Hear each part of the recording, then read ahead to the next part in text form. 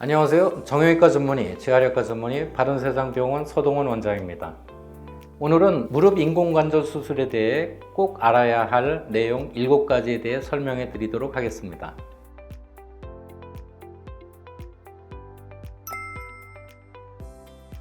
무릎 인공관절 수술에 대해 꼭 알아야 될 내용 첫 번째, 무릎 인공관절 수술은 어떨 때 해야 할까요? 무릎 인공관절 수술은 엑스레이상으로 퇴행성 관절염 4기이면서 가만히 휴식을 취하거나 잘 때도 지속적으로 심한 통증이 있고 비수술적 치료를 받아도 호전이 없을 때 이러한 기준을 모두 충족할 때 해야 합니다. 퇴행성 관절염 4기는 연골이 다 닳아서 뼈와 뼈 사이 간격이 거의 맞닿는 상황을 말합니다. 통증이 심하다는 기준은 다리를 굽혔다 폈다 할 때만 통증이 있는 것이 아니라 가만히 쉬고 있어도 아프고 밤에 잘 때도 아픈 경우를 말합니다. 이렇게 퇴행성 관절염 4기이면서 통증이 극심하고 비수술적 치료로도 호전 반응이 없을 때는 무릎 인공관절 수술을 꼭 해야 할 때입니다. 일반적으로 이때는 인공관절 수술 예외의 방법으로는 증상 개선이 힘들다고 봅니다. 다만 예외적으로 엑스레이상으로는 퇴행성 관절염 4기이지만 드물게 통증이 심하지 않은 분들이 있습니다. 이런 분들은 급하게 수술을 하실 필요가 없습니다. 두 번째, 무릎 인공관절 수술을 하기에 적절한 나이가 있습니다. 바로 70세가 넘어서 하는 게 좋습니다. 간혹 65세를 이야기하는 의사분들이 있는데 그건 저는 좀 빠르다고 봅니다. 왜냐하면 인공관절의 수명이 기술이 발달함에 따라 점점 늘어나고 있는 추세이긴 하지만 현재로서는 20년 정도로 봅니다. 그래서 70세 정도의 수술을 받으면 평균 수명 이상인 90세까지 인공관절을 쓸 수 있습니다.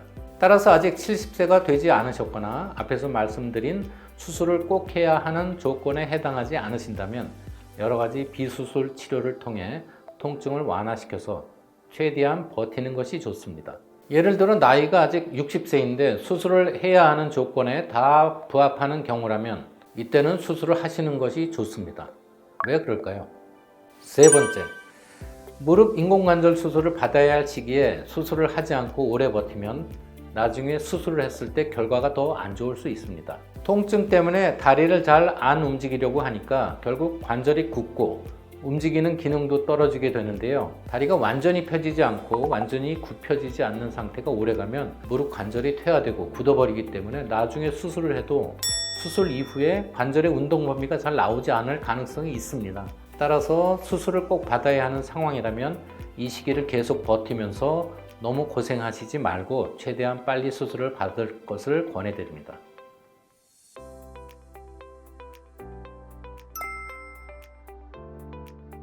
그럼 수술하면 결과는 어떤가요?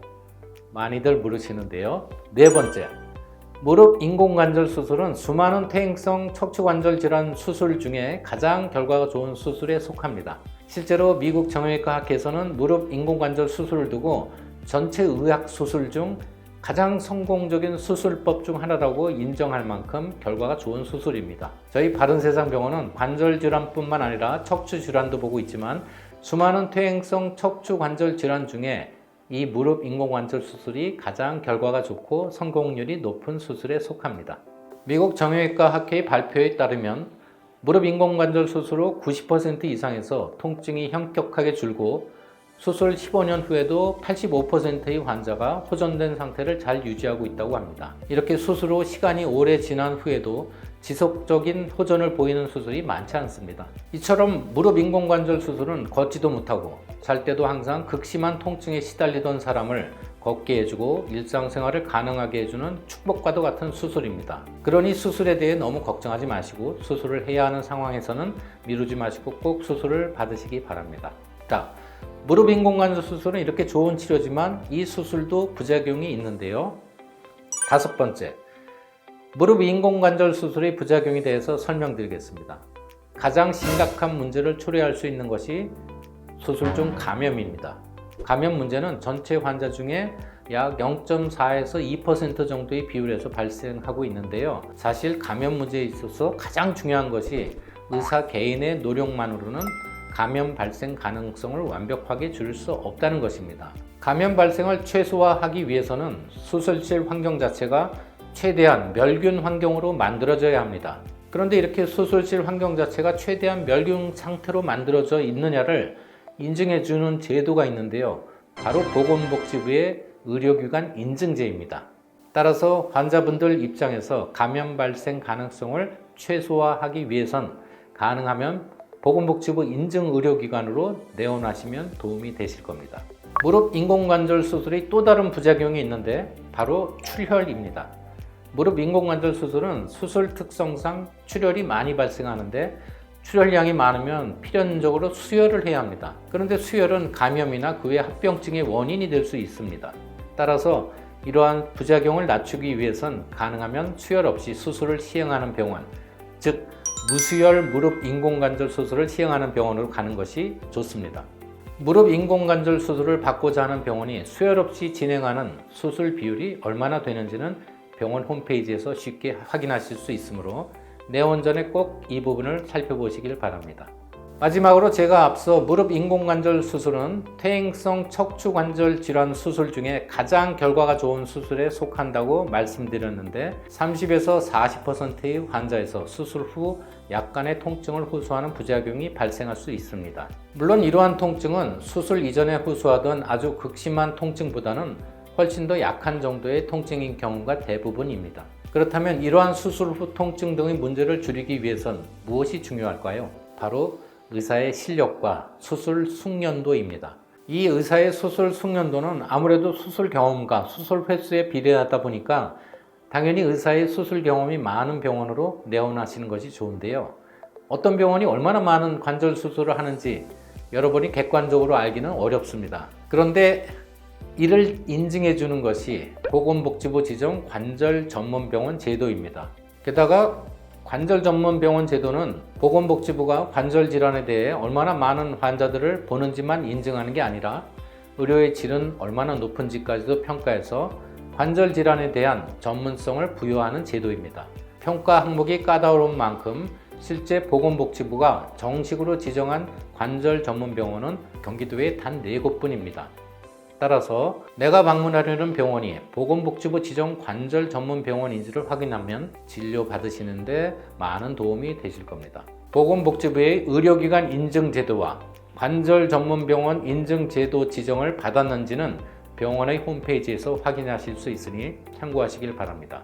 6번째, 무릎 인공관절 수술 후 재활을 얼마나 잘 하느냐는 수술만큼 중요합니다. 수술을 아무리 잘해도 3개월의 재활 기간 동안 재활 운동을 열심히 하지 않으면 수술의 효과가 많이 떨어질 가능성이 있습니다. 수술 후 재활 운동의 핵심은 관절의 가동 범위를 만들어주는 것으로 이는 지속적으로 무릎 꺾기 운동을 통해 만들 수 있습니다.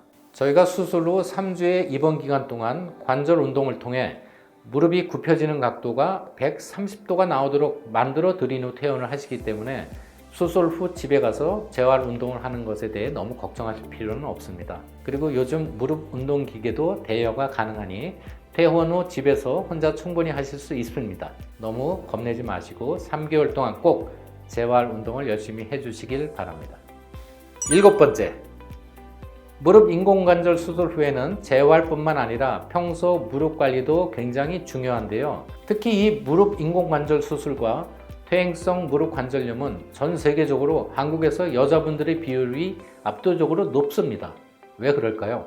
평소 쪼그리고 앉아서 걸레질하고 김장하고 전도 붙이고 하면서 집안일을 많이 하기 때문이겠죠.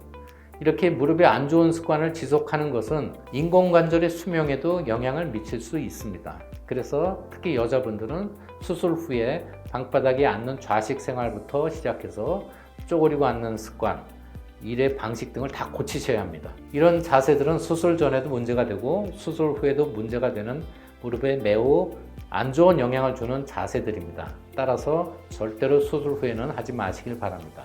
일반적으로 이런 무릎의 나쁜 자세와 함께 무릎에 무리가 가는 운동 등만 하지 않으신다면 수술 후 20년 이상 인공관절을 잘 쓰실 수 있습니다.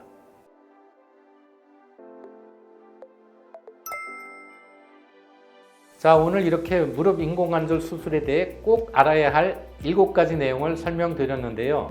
이 각각의 내용, 즉 무릎 인공관절 수술을 언제 해야 하는지, 이 수술이 왜 좋은 결과를 낼 수 있는지, 또 저희가 오늘 부작용에 대해서도 말씀드렸는데 이 부작용을 최대한 피할 수 있는 방법은 무엇인지, 스스로 어떤 재활 운동을 해야 하고 주의사항은 어떤 것들이 있는지, 이런 것들에 대해서 하나하나 더욱 자세한 내용의 영상을 만들어서 아래 첫 번째 댓글에 꼭 붙여놓도록 하겠습니다. 꼭 보시길 바랍니다. 감사합니다.